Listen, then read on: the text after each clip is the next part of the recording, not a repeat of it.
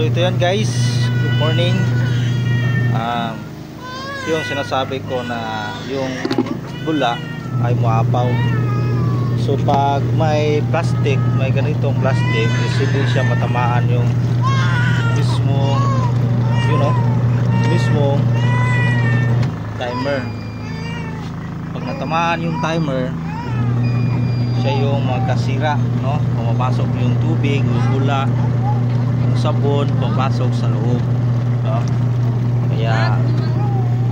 Kaya mas maiging may ganito.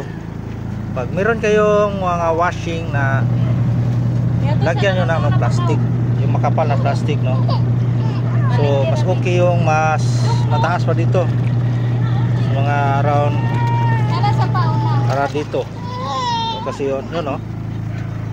So maapaw yung bula, kaya siya masisira, yung ating timer. Kasi yan ang pruba na prove na masisira talaga. So yan, pag nasisira kasi maapaw yung bula. Yan po yung yung ating prevention na ayaw masira. Tingnan natin sa loob, so walang basa, no? Diba? Para hindi na siya masira. So, thank you much.